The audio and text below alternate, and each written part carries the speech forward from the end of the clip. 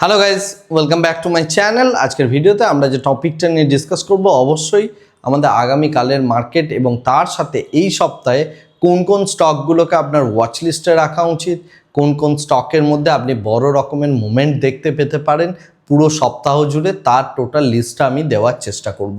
তো প্রথম কথাই হচ্ছে, আগে আমরা ন্যাশনাল এবং ইন্টারন্যাশনাল লেভেলের যে সমস্ত নিউজগুলো রয়েছে সেগুলো নিয়ে কথা বলে নিই। তো প্রথম কথা হচ্ছে, ইউএস এবং ইসরায়েল তারা যে অ্যাট্যাকটা করছিল ইরানের ওপর, সেটা মোটামুটিভাবে বন্ধ করা হয়েছে। এই যে বন্ধ করা, এর কারণ হচ্ছে ইউএসের কাছে আর নতুন করে মিসাইল বানিয়ে আবার পুরো যুদ্ধটাকে ফান্ডিং করার মতো জায়গা তাদের নেই, এবং এটা পেন্টাগনের তরফ থেকে বলা হয়েছে এবং তারপর থেকেই ডোনাল্ড ট্রাম্প এই ডিসিশনটা উইথড্র করছেন।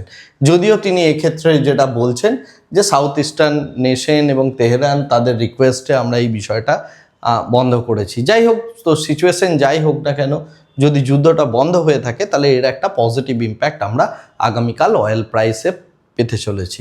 দ্বিতীয়ত যে বিষয়টা ইম্পর্টেন্ট, আজকে রাত্রিবেলায় ওপেকের একটা রিপোর্ট পাবলিশ হবে এবং ওপেকের এই রিপোর্টের ওপর ভিত্তি করে গ্লোবালি অয়েলের ডিস্ট্রিবিউশনটা মিডল ইস্ট থেকে কীরকম হবে তার উপরে ওপেকের এই রিপোর্টটা পাবলিশ হতে চলেছে। তো এর উপরে অ্যাকচুয়ালি আগামীকাল সকালে অয়েল প্রাইস নির্ভর করবে এবং অয়েল প্রাইস যেরকমভাবে পুরো বিষয়টাকে নিয়ন্ত্রণ করবে সেই অনুযায়ী এশিয়ান মার্কেট পুরোপুরিভাবে ডমিনেট হবে। তো আগামীকাল সকালে মার্কেট খোলার পর সবার আগে আপনার যে জায়গাটা দেখা উচিত সেটা হচ্ছে অয়েল প্রাইস এবং তার সাথে এশিয়ান মার্কেটগুলো, অর্থাৎ জাপানের মার্কেট এবং তার সাথে চায়নার মার্কেটের মধ্যে কি সিনারিওটা তৈরি হচ্ছে এবং তারই একটা রিফ্লেকশন বা তার একটা রিফ্লেকশনের স্টার্টিং পয়েন্ট তৈরি হতে চলেছে আমাদের ইন্ডিয়ান মার্কেটে। তো সেই দিক থেকে আপনাদের নজর রাখা উচিত। আর আগামীকাল থেকে একটা নতুন সিস্টেম সেবি অ্যাপ্লাই করতে চলেছে, সেটা হচ্ছে ক্যাশ সিস্টেম, যেটা নিয়ে আমি অলরেডি গতকাল ভিডিও বানিয়েছি এবং এই ক্যাশ সিস্টেমের একটা বড় ইম্প্যাক্ট এই সপ্তাহ থেকে আসতে চলেছে এবং সবথেকে বেশি ইম্পর্টেন্ট যে জায়গাটা সেটা হচ্ছে ক্লোজিং প্রাইসটা কীরকম হবে সেটা বোঝার জন্য এই সপ্তাহের যে সময়কালটা সেটা কিন্তু ভীষণ রকম ইম্পর্টেন্ট হতে চলেছে। তো এই সমস্ত কিছু নিয়ে এই সপ্তাহটা রীতিমতো একটা ইন্টারেস্টিং সপ্তাহ হতে চলেছে। নেক্সট যে বিষয়টা ইম্পর্টেন্ট, জুলাই মাসের যে জিএসটি কালেকশন সেটা 14 মাসের হাই হয়েছে এবং আপাতত যেটা দেখা যাচ্ছে 15.4% ইয়ার অন ইয়ার প্রায় জিএসটি কালেকশন বেড়েছে। এই জিএসটি কালেকশনের যে বাড়াটা, এটা একটা বেশ বড় রকমের ইন্ডিকেশন দেয়। তার কারণ হচ্ছে জিএসটি অর্থাৎ গুডস অ্যান্ড সার্ভিস ট্যাক্স, এই ট্যাক্স যত পরিমাণ কালেকশন হবে তার মানে ইকোনমিক অ্যাক্টিভিটি আমার ততটা ভালো চলছে, অর্থাৎ বিজনেসের মধ্যে একটা গ্রোথ রয়েছে। অর্থাৎ যারা ব্যবসায়ী তারা অ্যাকচুয়ালি মানে লেজিটিমেট যারা ব্যবসায়ী বা বড় ব্যবসায়ী যেগুলো শেয়ার বাজারে যারা লিস্টেড রয়েছে, সেই সমস্ত কোম্পানিগুলো রীতিমতো ভালো বিজনেস করছে বলেই তার একটা ইন্ডিকেশন পাওয়া যাচ্ছে। তো এটা ইকোনমিক পার্সপেক্টিভ থেকে একটা পজিটিভ ইন্ডিকেশন এবং এর একটা বড় মানে ইমপ্লিকেশন পড়তে চলেছে আগামী দিনে এফআইআই আমাদের এখানে ইনভেস্টমেন্ট করবে কি না। তো কারেন্টলি যেভাবে সিনারিওটা যাচ্ছে তাতে ইন্ডিয়ান ইকোনমির মধ্যে ধীরে ধীরে একটা স্ট্রেংথ ফিরে আসছে, যেটা লাস্ট 1.5-2 বছরের মধ্যে আমাদের এখান থেকে হারিয়ে গিয়েছিল। তো যেহেতু বিজনেসগুলো চলছে এবং তার সাথে কোয়ার্টারলি রেজাল্টগুলোও পরপর আসছে, তো এই রেজাল্ট এবং বিজনেসের গ্রোথ এটা আগামী দিনের অর্থাৎ ফিউচারের দিকে দেখতে গেলে একটা ভালো রকম পয়েন্টের সূচনা করতে চলেছে। তো সেই দিকটার দিকে আমাদের লক্ষ্য রাখতে হবে, 1 নাম্বার। নেক্সট যে বিষয়টা ইম্পর্টেন্ট সেটা হচ্ছে সান ফার্মা ব্রাজিলের একটা মানে অ্যাপ্রুভাল পেয়ে গিয়েছে একটা ড্রাগের জন্য। তো এই কারণে, এবং এটা টাইপ 2 ডায়াবেটিসের একটা ড্রাগ, তো সেই কারণে সান ফার্মার দিকে আগামীকাল আমাদের নজর রাখা উচিত। এই স্টকটার মধ্যে মোমেন্টাম আসার চান্সেস রয়েছে। নেক্সট যে বিষয়টা ইম্পর্টেন্ট সেটা হচ্ছে মার্ভেল, যেটা ইউএসের মার্কেটে লিস্টেড রয়েছে, বেশ বড় কোম্পানি।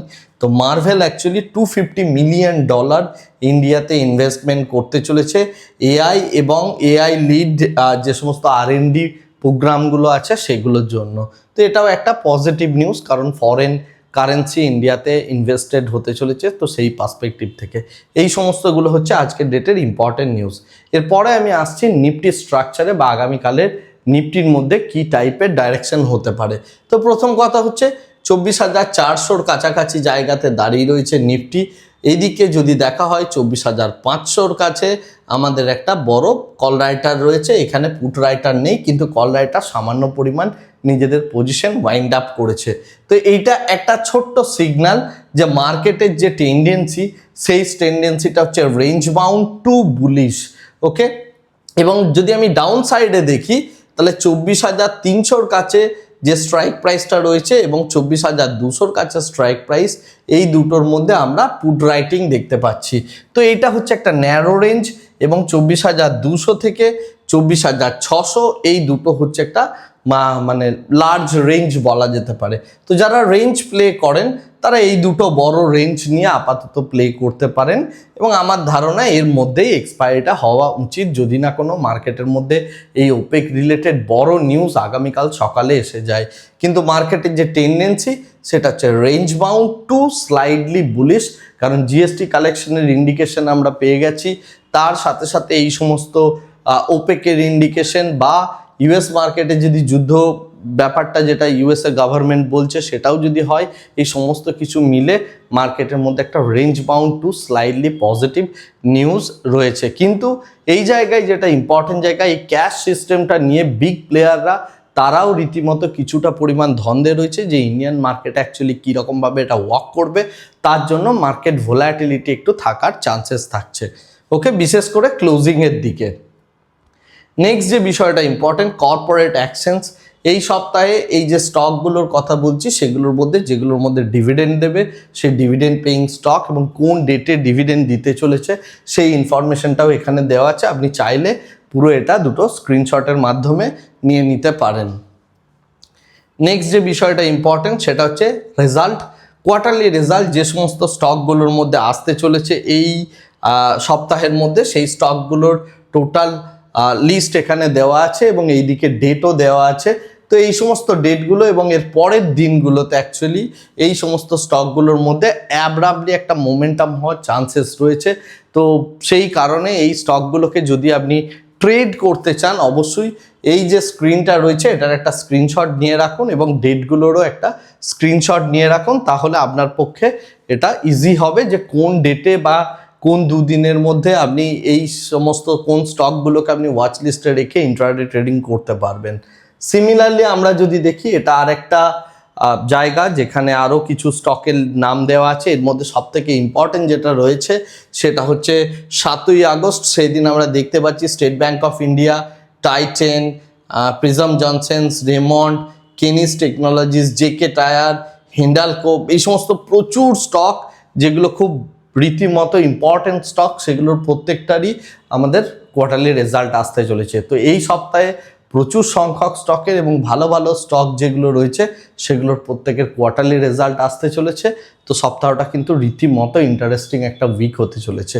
আর এই ডেটগুলোকে আপনি সেভ করে রাখুন এবং এই সমস্ত ডেটগুলোর মধ্যে মানে এই ডেটগুলো এবং তার পর দিন যে ডেটটা এখানে দেওয়া আছে এই স্টকগুলোর দিকে নজর রাখুন, আপনি বড় বড় মোমেন্টাম পেতে চলেছেন।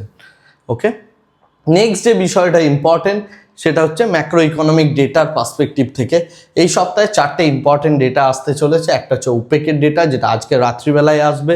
তো ওপেকের ডেটাটা ভীষণ ইম্পর্টেন্ট, কারণ অয়েল প্রাইস পার্সপেক্টিভ থেকে এটা গ্লোবালি অয়েল সাপ্লাইটার ওপর টোটাল মানে তাদের যে ভিউ সেই ভিউটা অ্যাকচুয়ালি দিতে চলেছে। নেক্সট যে বিষয়টা, এইচএসবিসি ম্যানুফ্যাকচারিং পিএমআই ডেটা আসবে সোমবার দিন। ওয়েডনেসডে অর্থাৎ বুধবার দিন আমাদের এখানে আরবিআইয়ের ইন্টারেস্ট রেটের ডিসিশন এবং তার সাথে এইচএসবিসি কম্পোজিট এবং সার্ভিস পিএমআই ডেটা রিলিজ হতে চলেছে এবং শুক্রবার ইউএসএর নন ফার্ম পেরোল ডেটা আসতে চলেছে।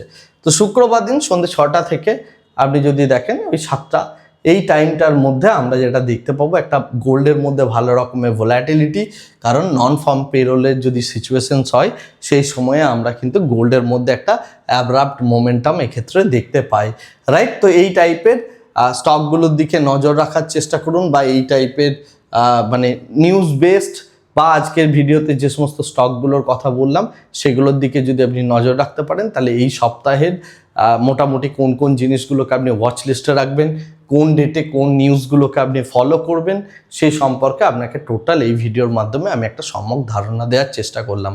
আজকের ভিডিওটাকে আর এর থেকে বেশি দীর্ঘায়িত করছি না, ভিডিওটাকে এই জায়গাতেই স্টপ করছি। Thank you very much, bye by.